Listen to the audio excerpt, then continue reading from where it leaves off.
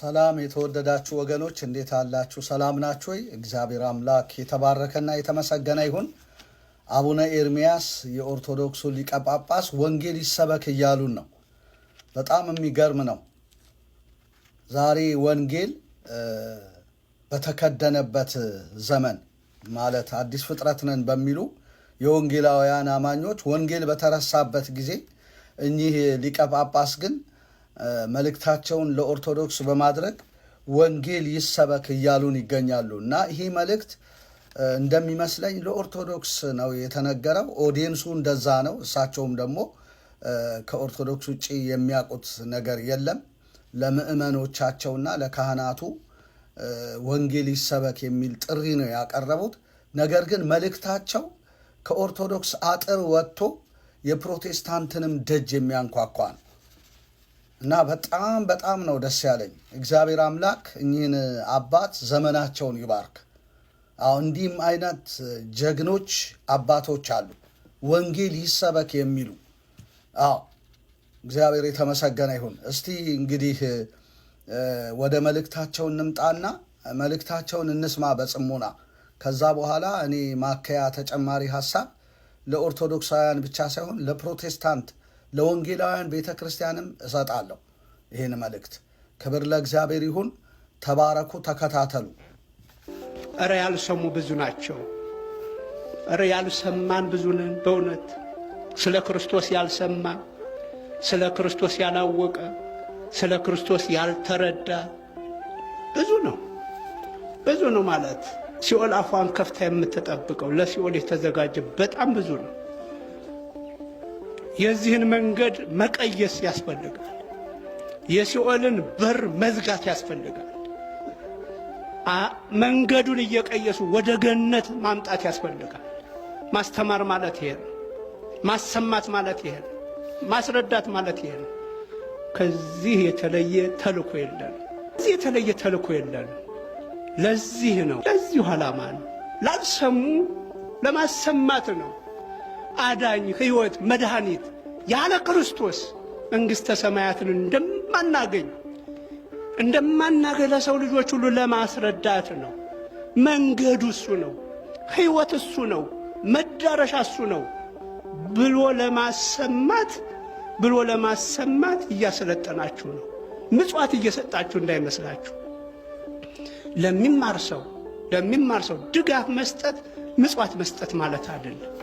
ለሚሰለጥን ወታደር የሚላከው እግዚአብሔር አምላካችን የተመሰገነና የተባረከ ይሁን። እርዳታም አይደለም። ያው እንደሰማችኋቸው ነው እንግዲህ እነ መጋቤ ሐዲስ እሸቱ አለማየሁ እነ አባ ገብረ ኪዳን የእግር ጭቅቅት ጠጡ፣ ተረጩ፣ ትፈወሳላችሁ ቢሉና ቢቃዡም እንደነ ሮዳስ ያሉ ከማርያም ስዕል እንባ ወጥቷልና ፈውስ ነው በበርሜል ውስጥ ካለ ውሃ ጋር ቀላቅላችሁ ብትጠጡ ብትረጩ ትድናላችሁ እያሉ ቢቀዣብሩም እንደነዚህ አይነት አባቶች ደግሞ ወንጌል ይሰበክ፣ የሲኦል በር መዘጋት ያስፈልገዋል፣ ለሲኦል የተዘጋጀ በጣም ብዙ ሕዝብ ነው፣ ወደ ገነት ማምጣት ያስፈልጋል፣ መንገዱን እየቀየሱ ብለው የሚሰብኩ አባቶች ደግሞ አሉ። እንዴት ደስ ይላል! እግዚአብሔር የተመሰገነ ይሁን ለዘላለም። ከዚህ የተለየ ተልእኮ የለንም የሚሉ ያለ ክርስቶስ ገነት መንግሥተ ሰማያት እንደማናገኝ ለሰው ልጆች ሁሉ ለማስረዳት ነው። መንገዱ እርሱ ነው፣ ሕይወት እርሱ ነው፣ መዳረሻው እርሱ ነው ብለው የሚሰብኩ አሉ እንጂ ገድልና ድርሳን የመጽሐፍ ቅዱስ ማብራሪያ ነው አይሉም። የሚቃዡ መምህራን እንዳሉ ሁሉ እንዲህ ደግሞ በጵጵስና ደረጃ ተቀምጠው መዳረሻው ኢየሱስ ነው፣ መንገዱ ኢየሱስ ነው፣ ሕይወቱ ኢየሱስ ነው ብለው እረ ያልሰሙ ብዙ ናቸው። እረ ያልሰማን ብዙ ነን። ስለ ክርስቶስ ያልሰማን፣ ያልተረዳን፣ ያላወቅን ብዙ ነን። ሲኦል አፏን ከፍታ የምትጠብቀው ለሲኦል የተዘጋጀ በጣም ብዙ ነው እያሉ የሚሰብኩና ኢየሱስ እንዲሰበክ የሚናፍቁ አሉ።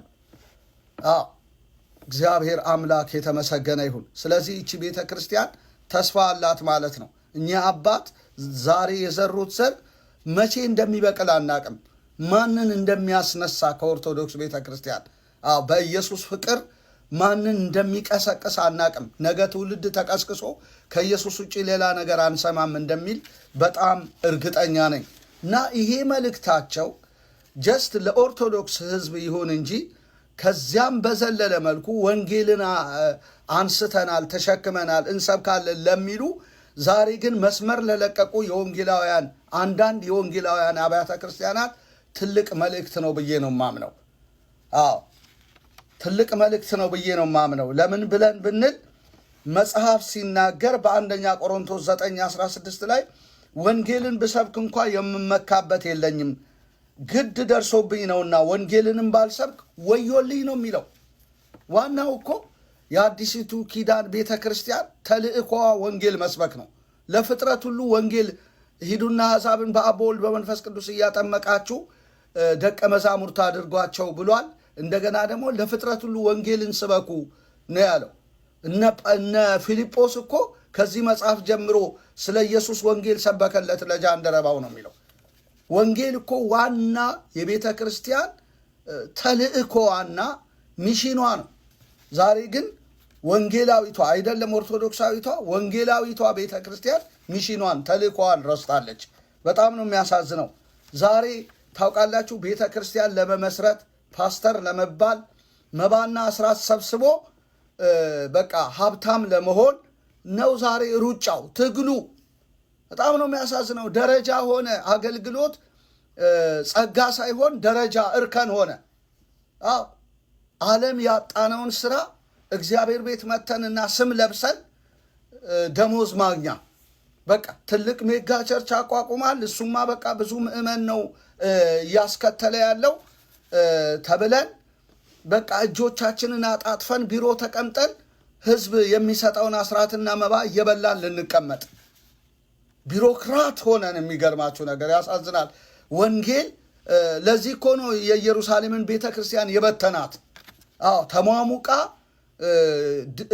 ቤተ ክርስቲያንን ምድራዊ ድርጅት አድርጋ ደረጃ ፈጥራ እንዳትኖር በቃ በእስጢፋኖስ ሞት ምክንያት እንዲበተኑ አደረገ።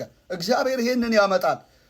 ተደላድለ ደሞዝ እየበላ ተመቻችተ መኪና እየቀያየርክ ወንጌልን ጥለ ኑሮህን እያደለብክ እንድትኖር አይፈቅድም።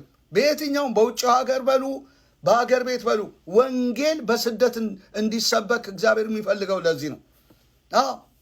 አሁን ታውቃላችሁ መባና አስራት ስላለ ነው የምናገለግለው።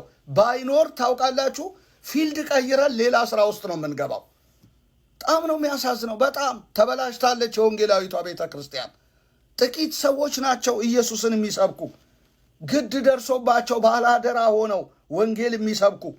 ብዙዎቻችን ግን በወንጌል አፍረናል። ሮሜ 1:16 ላይ እያፍር ምሕረቶ ወንጌለ፣ በወንጌል አላፍርም አስቀድሞ ለአይሁድ ኋላም ለግሪክ ሰው የእግዚአብሔር ኃይል ለማዳን ነው የሚለው። አፍረናል። እሽቅድምድም መድረክ ላይ ነው ትግሉ ያለው። እኔ ካልሰበኩ፣ እኔ ካላስተማርኩ እንደኔ አይነት መጋቢ አለ ወይ? በትውውቅ ነው አገልግሎት ሁሉ የምንገባበዘው። ወንጌሉ የወንጌሉ ጠረን ከወንጌላዊቷ ቤተ ክርስቲያን ሸሽቷል። በጣም ነው የሚያሳዝነው።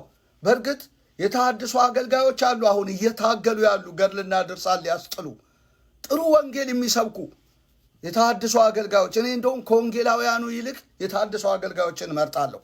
ትኩስ ናቸው ለክርስቶስ ኢየሱስ ወንጌል። ወንጌልን ለዛ ህዝብ ሊያዳርሱ በረሃብ በጥም በችግር ነው እያገለገሉ ያሉት። ወንጌላዊቷ ቤተ ክርስቲያን ግን አዝናለሁ። በጣም ነው ማዝነው። በጣም ወንጌል ሻገተ፣ ወየበ። የኒቆዲሞስ ሾው አዘጋጅ የሆነችው ትዕግስት እጅጉ እህታችን ትዕግስት እጅጉ ዘርፌን ኢንተርቪው አድርጋ ነበርና ትወቅሻለሽ ወንጌላውያንን ብላ ጠይቃት ነበረ። እሷ አልወቀሰችም። እኔ ግን እወቅሳለሁ። ለምን? በዛም ውስጥ አልፌያለሁ፣ አገልግያለሁ፣ አውቃለሁ። ገጠር ከተማ ድረስ እወቅሳለሁ በጌታ በኢየሱስም። ኒቆዲሞስ ሾው አዘጋጅ ትዕግስት እጅጉ ብትጠይቀኝ ፍሮንት ነው የምናገረው። እወቅሳለሁ። ወንጌል ተበላሽቷል፣ አበላሸነው ወንጌሉን። እና ወንጌል ይሰበክ፣ ኢየሱስ ይሰበክ። ምድራዊ ኑሮና ዝናችንን እንጣል። በጌታ በኢየሱስም ተልኳችን ወንጌል ይሁን። ያኔ ህዝብ ይድናል፣ ይለወጣል። ክብር ለእግዚአብሔር ይሁን።